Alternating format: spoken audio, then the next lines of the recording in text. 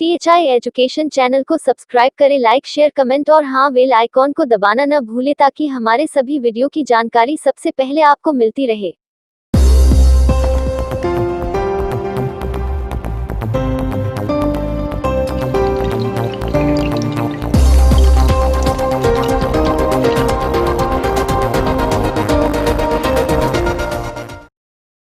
Hi friends, you are most welcome again in THI education.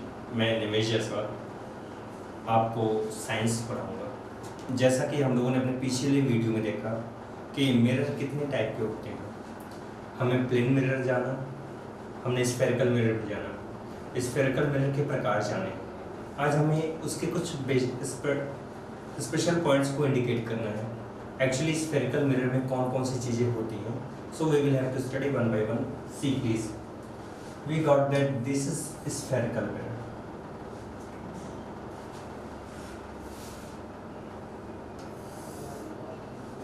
हमारे पास दो surface होते हैं। जब बाहर की सरफेस को हम पॉलिश कर लेंगे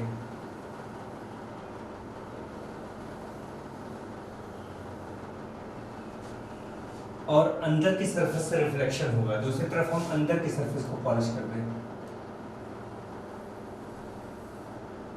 this should be polished like that.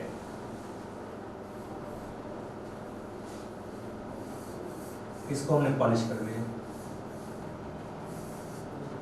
यहाँ पर हमने एक्सटर्नल पॉलिश किया। हम ध्यान देंगे, अब हमारा रिफ्लेक्शन इधर से होगा, यहाँ रिफ्लेक्शन इधर से होगा। जब अंदर की सरफेस से रिफ्लेक्शन होगा तो दैट इज कॉल्ड कॉनकेव।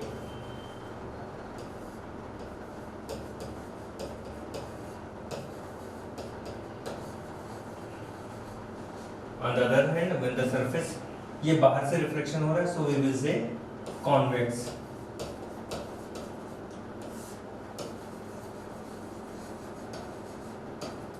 तो ध्यान देने की बात बच्चों, कॉन्वेक्स मिरर और कॉनकेव मिरर, इसमें डिफरेंसेस क्या है वो हमें जानना है। और हम जानेंगे इसमें कुछ पर्टिकुलरली डिफिनेशन है, कैसे हम इनको डिफाइन करेंगे, कौन कौन से पॉइंट्स हैं which we need to define. So please come to the point, we will have to study. देखिए, ये आपका ए पॉइंट है, ये आपका कॉनकेव मिरर है, ये पॉइंट बी है, इसे कॉन्वेक्स मिरर कहेंगे। किसी मिरर का जो सेंटर पॉइंट होता है, ये जो सेंटर पॉइंट होगा वो हमारा ये है, यहाँ पे सेंटर पॉइंट ये है। ये जो सेंटर पॉइंट होता है इसको हम पोल कहते हैं, और ये पोल P से रिप्रेजेंट किया जाता है। This is represented by pole P and this is pole. यहाँ बहुत महत्वपूर्ण बात हमें जाननी है। When the light ray falls on this pole, then it will reflect in the same medium with the formation of same angle। जितने angle बना करके ये आएगा नॉर्मल से, उतने ही एंगल बना करके ये चला जाएगा। So come to the point, this is your pole. यहाँ पर फिगर देखें, ए में पोल यहाँ पर है और बी में पोल यहाँ पर है। ध्यान देने की बात है। दूसरा पॉइंट होता है सेंटर ऑफ कर्वेचर। ध्यान दें, सेंटर ऑफ कर्वेचर होता क्या है, इसके बारे में हमें डिफाइन करना है। सी प्लीज, हम यहाँ पर एक स्फीयर बनाते हैं, एक सर्कल बनाते हैं यहाँ पर, और इस सर्कल पे हम ध्यान देंगे, ये हमारा मिरर है।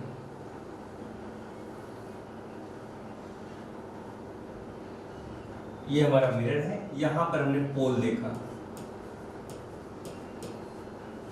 अब ये जो मिरर है हमारा, ये जिस इमेजिनरी सर्कल का पार्ट होगा, ये सर्कल हमारा इमेजिनरी सर्कल है, इसका जो पार्ट है ये है ना, अब इसका जो सेंटर ऑफ ये सेंटर होगा वो यहाँ कहीं होगा। ठीक, क्लियर? ये सेंटर होगा इस सर्कल का, और इसी सर्कल का ये है एक पार्ट है। तो जो हमारा मिरर है वो जिस सर्कल का पार्ट होगा, उसका जो सेंटर होगा वो कहलाता है सेंटर ऑफ कर्वेचर। इसे हम C से रिप्रेजेंट करते हैं।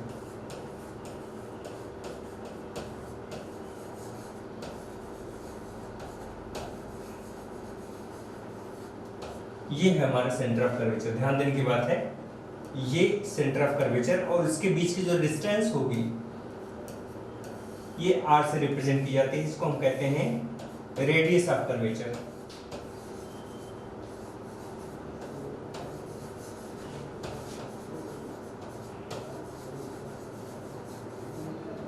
This is called radius of curvature. So please come to the point. The center of curvature. देखिए center of curvature क्या है? The center of curvature of a spherical mirror is the center of hollow glass sphere of which this mirror is a part. वो जो mirror हमने देखा वो जिस hollow sphere का पार्ट होगा उस हॉलो स्फीयर का जो सेंटर होगा that is called centre of curvature. And I told you the next one, ये सेंटर ऑफ कर्वेचर हो गया, ये सेंटर ऑफ कर्वेचर हो गया और इस सेंटर ऑफ कर्वेचर सी से पोल पी के बीच की जो डिस्टेंस होती है वो आपका रेडियस कहलाता है as we know. So radius, this will be considered as radius of curvature. Clear? ध्यान देने की बात है, हमने जान लिया पोल क्या होता है, सेंटर ऑफ कर्वेचर क्या होता है और रेडियस ऑफ कर्वेचर क्या होता है। आगे के पॉइंट्स हम लोग देखेंगे, ध्यान दें। ये हमने जाना radius of curvature. Radius of curvature of A spherical mirror is the radius of A sphere in which the reflecting surface of the mirror forms a arc. यहाँ पे हमने आर देखा था, ध्यान देंगे। ये R क्या है? ये हमारा पॉइंट C है, ये पॉइंट P है, तो R बराबर PC। ये चीज हमने यहां पाई, ध्यान देंगे। क्लियर? ये PC हो गया। नेक्स्ट है हमारा प्रिंसिपल एक्सिस। प्रिंसिपल एक्सिस क्या होता है? इस पोल और इस सी, पी और सी को मिलाने वाली जो लाइन होगी उसी को हम कहते हैं principal axis. So this is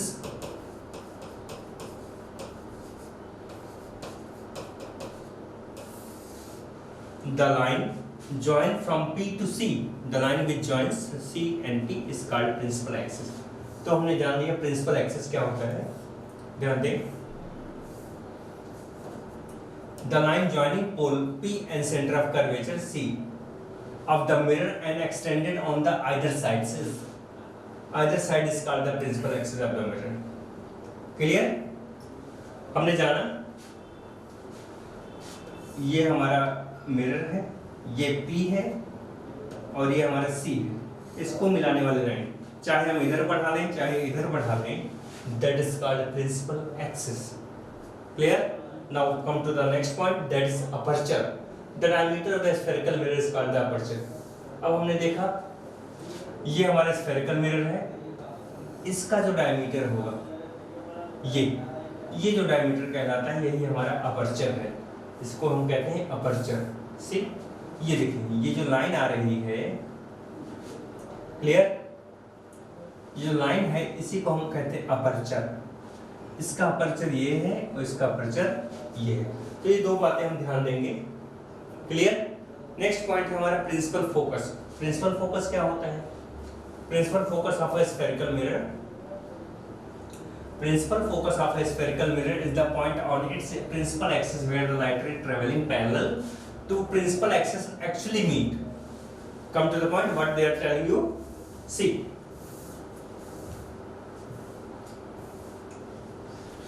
this is your mirror, this is principal, this is your principal axis, and when the light ray parallel which just strike on this, वो लाइट रे जो पैरेलल आएगी और जब वो मिरर पर strike करती है, ध्यान देंगे,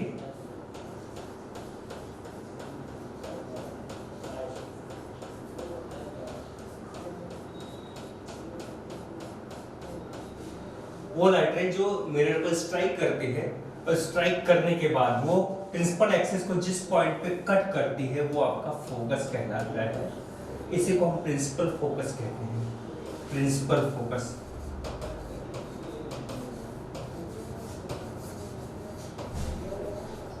इसको हम एफ से रिप्रेजेंट करते हैं। ध्यान देंगे तो हमने जाना अगर कोई लाइट रे है and that is coming parallel to the principal axis after reflection when it fall on this principal axis at the point where this is fall that is called focus. Clear? Now we have to study what is the difference, what is the relation between. अब हमें जानना है कि इनमें relation क्या होता है। ध्यान दें relation between the radius of curvature and focal length. पहले हम आपको क्लियर कर देते हैं प्रिंसिपल फोकस और पोल के बीच की जो डिस्टेंस होती है उसको फोकल लेंथ कहते हैं। ये हमने पाया P, ये हमने पाया F और ये हमने पाया C। ये F और P के बीच में जो डिस्टेंस होगी इसी को हम लोग फोकल लेंथ F से रिप्रेजेंट करते हैं। Focal length, the distance between